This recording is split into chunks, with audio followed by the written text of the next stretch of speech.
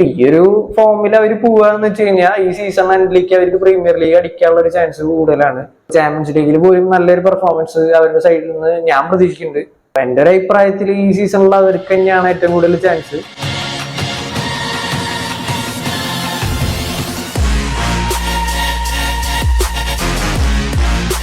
ഈ അടുത്ത് പ്രീമിയർ ലീഗിൽ കണ്ടതിൽ വെച്ച് ഏറ്റവും തീ പറഞ്ഞ ഒരു ടൈറ്റിൽ റേസ് ആണ് നമ്മൾ ഈ സീസണിൽ കണ്ടുകൊണ്ടിരിക്കുന്നത്.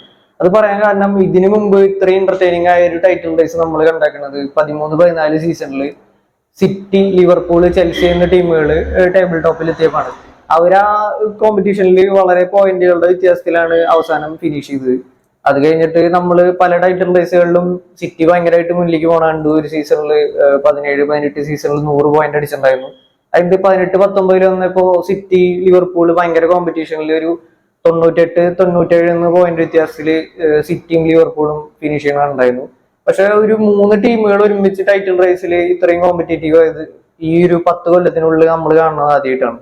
അപ്പൊ അതുകൊണ്ട് തന്നെയാണ് ഈ സീസണിലത്തെ ടൈറ്റിൽ റേസ് ഇത്രയും എന്റർടൈനിങ് ആയി നിൽക്കുന്നത്. ഇനിയിപ്പോ പോയിന്റ് പുള്ളിക്ക് നോക്കാണെന്ന് വെച്ച് കഴിഞ്ഞാൽ ഈ സീസണിൽ 28 മാച്ചിൽ കഴിയുമ്പോൾ ടോപ്പിൽ നിൽക്കുന്ന ആർസണലാണ്. അവർക്ക് പോയിന്റ് ഉണ്ട്. 2ാം സ്ഥാനത്തുള്ളത് ലിവർപൂളാണ്. അവർക്ക് ഈ സീസണിൽ 60 പോയിന്റ് ഇതുവരെ ഉണ്ട്. പിന്നെ 3ാം സ്ഥാനത്തുള്ള മാൻ സിറ്റി, അവർക്ക് 63 പോയിന്റ് ഉണ്ട്.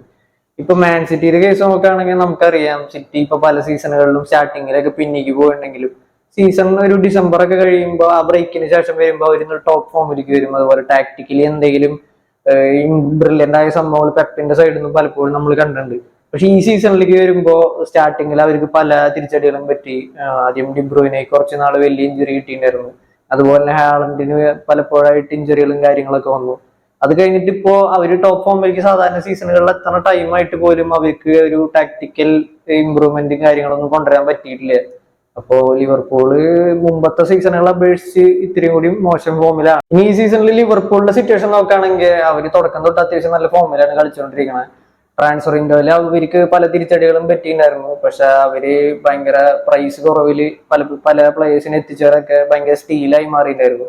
കാരണം അവർ സീസണിൽ ഇമ്പ്രൂവ് ചെയ്ത് ഭയങ്കര പീക്ക് ഫോമിലാണ് പല മിഡ്ഫീൽഡേഴ്സും. ഇപ്പോ എൻഡോ ആണെങ്കിലും മെക്കാലിസ്റ്റർ, ഷോബോസ്ലേ എല്ലാവരും ടീമിന്റെ ബെസ്റ്റ് പ്ലേയേഴ്സായി മാറിക്കൊണ്ടിരിക്കുകയാണ്. പിന്നെ ക്ലോപ്പിനെ സംബന്ധിച്ചിടത്തോളം ആള് ഈ സീസണോട് കൂടി നിർത്തുന്നു പറഞ്ഞിട്ടുണ്ടായിരുന്നു. ആളോട് കൂടിയുള്ള ഒരു കമ്മിറ്റ്മെന്റ് ആണ് പ്ലേയേഴ്സിന്റെ സൈഡിൽ നിന്ന് നമുക്ക് കാണുന്നത്.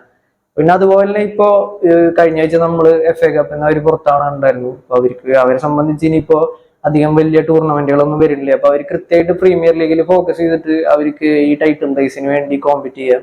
അവർക്ക് നല്ലൊരു ചാൻസ് തന്നെ ഈ സീസണിൽ ഉണ്ട് എന്നാണ് എനിക്ക് തോന്നുന്നത്. ഈ ചാനൽ സബ്സ്ക്രൈബ് ചെയ്യാത്ത ആരെങ്കിലും ഈ വീഡിയോ കണ്ടെങ്കിൽ ഒന്ന് സബ്സ്ക്രൈബ് ചെയ്തേക്കാം. ഇപ്പൊ അടുത്ത് നമുക്ക് ആർസണലിന്റെ കാര്യം നോക്കുകയാണെങ്കിൽ അവർ തുടക്കം തൊട്ട് ഒരു കൺസിസ്റ്റന്റ് ആയ പെർഫോമൻസ് ഈ സീസണിൽ കാണിക്കുന്നുണ്ട്. പിന്നെ അവരുടെ പല പ്ലേയേഴ്സും പരിക്ക് പറ്റി പോയിട്ടും അവർ നല്ല രീതിയിൽ റിസൾട്ട് ഉണ്ടാക്കാൻ ശ്രമിക്കുന്നുണ്ട്. അവർ കഴിഞ്ഞ സീസണിലത്തെ ആയിട്ടും ഗോള് വഴങ്ങണതിന്റെ എണ്ണം ഭയങ്കര കുറവാണ്. അത് അവരുടെ ഡിഫെൻസീവ് സോളിഡിറ്റിയാണ്.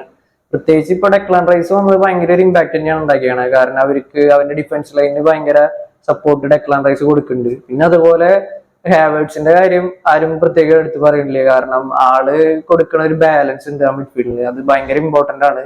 ഇത് അറ്റാക്കിങ്ങിലായാലും ഡിഫൻസിലായാലും ആളുടെ പ്രസ്സിങ്ങും കാര്യങ്ങളൊക്കെ ഭയങ്കര സോളിഡ് ആണ്.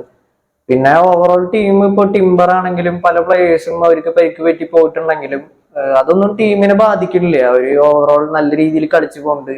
പിന്നെ അതുപോലെ ആർട്ടേറ്റ ഇപ്പോ എല്ലാവരും പറയുന്നത് പെപ്പിന്റെ ടാക്ടിക്സ് അതേപോലെ കോപ്പി ചെയ്യാൻ ശ്രമിക്കുന്ന ഒരു മാനേജർ അല്ലെങ്കിൽ കോച്ച് എന്നുള്ള രീതിയിലാണ് ഇത്രയും നാൾ പറഞ്ഞു വന്നിരുന്നത്. പക്ഷെ പെപ്പിനെക്കാട്ടും ബ്രില്യന്റ് ആയി പല മാച്ചുകളിലും പെർഫോം ചെയ്തുകൊണ്ടിരിക്കുന്നുണ്ട്. ടാക്ടിക്കലിയും അവര് ബാക്കിയുള്ള ടീമുകളായിട്ടും മച്ച് ബെറ്റർ ആയിട്ട് പെർഫോം ചെയ്തുകൊണ്ടിരിക്കുന്നത്. അപ്പൊ ഈ ഒരു ഫോമിൽ അവർ പോവാന്ന് വെച്ച് കഴിഞ്ഞാൽ ഈ സീസൺ എൻഡിലേക്ക് അവർക്ക് പ്രീമിയർ ലീഗ് അടിക്കാനുള്ള ഒരു ചാൻസ് കൂടുതലാണ്. ചിലപ്പോൾ ചാമ്പ്യൻസ് ലീഗിൽ പോലും നല്ലൊരു പെർഫോമൻസ് അവരുടെ സൈഡിൽ നിന്ന് ഞാൻ പ്രതീക്ഷിക്കുന്നുണ്ട്.